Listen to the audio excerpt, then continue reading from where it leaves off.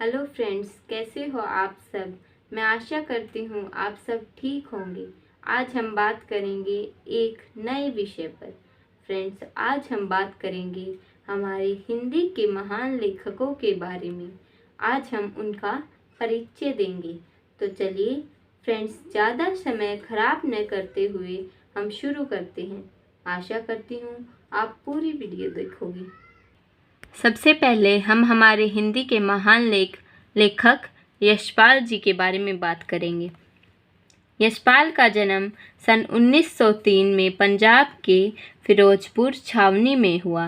पारंपरिक शिक्षा कांगड़ा में ग्रहण करने के बाद लाहौर के नेशनल कॉलेज से उन्होंने बीए किया। वहाँ उनका परिचय भगत सिंह और सुखदेव से हुआ। स्वाधीनता संग्राम की क्रांतिकारी धारा से जुड़ाव के कारण वे जेल भी गए। उनकी मृत्यु सन 1976 में हुई।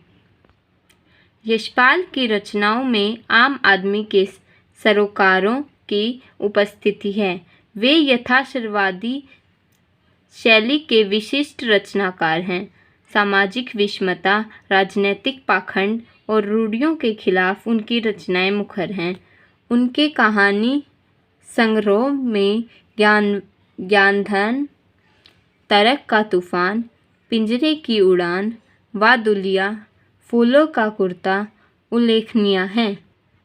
उनका झूठा सच उपन्यास भारत विभाजन की त्रासदी का मार्मिक दस्तावेज है।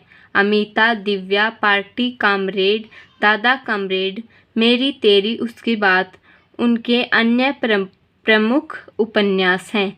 भाषा की स्वाभाविकता और सजीवता उनकी रचनागत विशेषता है। यूँ तो यशपाल ने लखनवी अंदाज व्यंग्य यह साबित करने के लिए लिखा था कि बिना कथ्य के कहानी नहीं लिखी जा सकती, परंतु एक स्वतंत्र रचना के रूप में इस रचना को पढ़ा जा सकता है। यशपाल उस पतनशील सामंती वर्ग पर कटाक्ष करते हैं जो वास्तविकता से बेखबर एक बनावटी जीवन शैली का आदी है। कहना न होगा कि आज के समय में भी ऐसी परजीवी संस्कृति को देखा जा सकता है। तो अब हमने बात की है यशपाल जी के बारे में। अब हम दूसरे लेखक के बारे में पढ़ेंगे। अब हम श्रीमान मंगलेश डबराल, हिंदी के महान लेखक के बारे में बात करते हैं। मंगलेश डबराल का जन्म सन 1948 में टिहरी गढ़वाल के काफलपानी गांव में हुआ और शिक्षा दीक्षा हुई देहरादून में। दिल्ली आकर हिंदी पैट्रियट प्रतिपक्ष और आसपास में काम करने के बाद वे भोपाल में भारत भवन से प्रकाशित होने वाले पूर्वग्रह में सहायक संपादक हुए। इलाहाबाद और लखनऊ से प्रकाशित अमृत प्रभात में भी कुछ दिन नौकरी की। सन 1983 में जनसत्ता अखबार में साहित्य संपादक का पद संभाला। कुछ समय सहारा समय में संपादक कार्य करने के बाद आजकल वे नेशनल बुक ट्रस्ट से जुड़े हैं। मंगलेश डबराल के 4 कविता संग्रह प्रकाशित हुए हैं। पहाड़ पर लालटेन, घर का रास्ता, हम जो देखते हैं और आवाज़ भी एक जगह है। साहित्य अकादमी पुरस्कार पहल सम्मान से सम्मानित मंगलेश की ख्याति अनुवादक के रूप में भी है। मंगलेश की कविताओं के भारतीय भाषाओं के अतिरिक्त अंग्रेजी, रूसी, जर्मन, स्पेनी, पोल्स्की और बल्गारी भाषाओं में भी अनुवाद प्रकाशित हो चुके हैं। कविता के अतिरिक्त वे साहित्य, सिनेमा, संचार माध्यम और संस्कृति के सवालों पर नियमित लेखन भी करते हैं। मंगलेश की कविताओं में सामंती, बौद्ध एवं पूंजीवादी छल छद्म दोनों का प्रतिकार है। वे यह प्रतिकार किसी शोर शराबे के साथ नहीं बल्कि प्रतिपक्ष में एक सुंदर अपना रचकर करते हैं। उनका सौंदर्य बोध सूक्ष्म है और भाषा पारदर्शी। अब हमने बात की है मंगलेश डबराल के बारे में। अब हम अपने तीसरे लेखक के बारे में बात करेंगे। अब हम हमारे तीसरे लेखक नागार्जुन के बारे में बात करेंगे। नागार्जुन का जन्म बिहार के दरभंगा जिले के सतलखा गांव में सन 1911 में हुआ। उनका मूल नाम वैद्यनाथ मिश्र था। आरंभिक शिक्षा संस्कृत पाठशाला में हुई। फिर अध्ययन के लिए वे बनारस और कलकत्ता गए। 1936 में वे श्रीलंका गए और वहीं बौद्ध धर्म में दीक्षित हुए। 2 साल प्रवास के बाद 1938 में स्वदेश लौट आए। घुमक्कड़ी और अखंड स्वभाव के धनी नागार्जुन में अनेक बार संपूर्ण भारत की यात्रा की। सन 1958 में उनका देहांत हो गया। नागार्जुन की प्रमुख काव्य कृतियाँ हैं युगधारा, सतरंगे पंखों वाली, हजार हजार बाहों वाली, तुमने कहा था, पुरानी जूतियों का कोर्स, आखिर ऐसा क्या कह दिया मैंने, मैं मिलिट्री का बूढ़ा घोड़ा। नागार्जुन ने कविता के साथ साथ उपन्यास और अन्य गद्य विधाओं में भी लेखन किया है।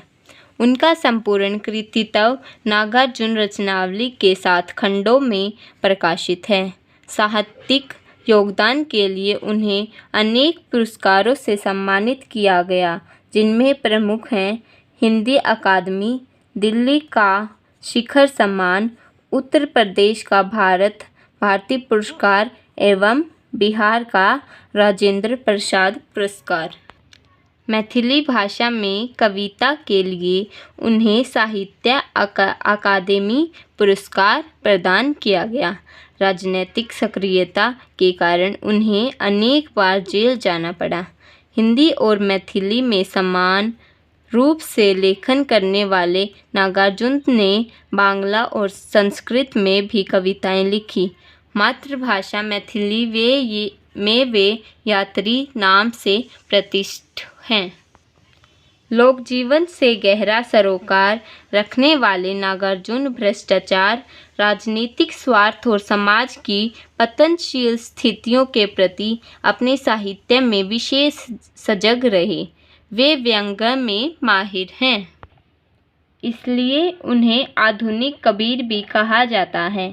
छायावादोत्तर दौर के वे ऐसे अकेले कवि हैं जिनकी कविता गांव की चौपालों और साहित्यिक दुनिया में समान रूप से लोकप्रिय रही। वे वास्तविक अर्थों में जनकवि हैं।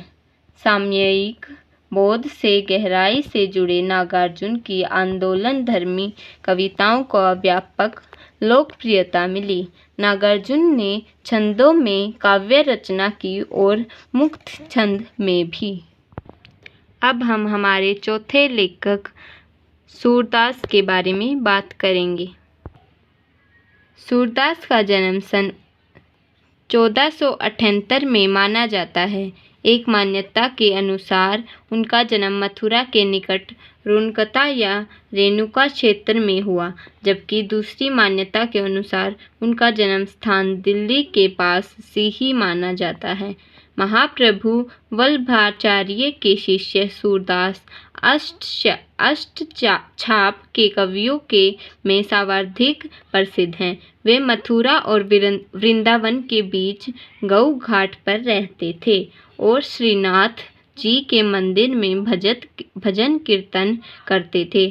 सन 1583 में पारसौली में उनका निधन हुआ। उनके 3 ग्रंथों सूरसागर, साहित्य लहरी और सूरसारावली में सूरसागर ही सर्वाधिक लोकप्रिय हुआ। खेती और पशुपालन वाले भारतीय समाज का दैनिक अंतरंग चित्र और मनुष्य की स्वाभाविक वृत्तियों का चित्रण सूर की कविता में मिलता है। सूर वात्सल्य और श्रृंगार के श्रेष्ठ कवि माने जाते हैं। कृष्ण और गोपियों का प्रेम सहज मानवीय प्रेम की प्रतिष्ठा करता है। सूर के मानव प्रेम की गौरवनाथ गाथा के माध्यम से सामान्य मनुष्य को हीनता बोध से मुक्त किया, उनमें जीने की ललक पैदा की। उनकी कहानी में ब्रजभाषा का निखरा हुआ रूप है। वह चली आ रही लोकगीतों की परंपरा की ही श्रेष्ठ कड़ी है। आज हमने बात की है हमारे 4 महान लेखक सूरदास, यशपाल, नागार्जुन और मंगलेश डबराल के बारे में, और हमारी अगली वीडियो जल्द ही आएगी। फ्रेंड्स, आपका बहुत बहुत धन्यवाद। आपने मेरी वीडियो को पूरा देखा, thank you so much. Please video पर कमेंट करें, वीडियो को लाइक और शेयर ज़रूर करें और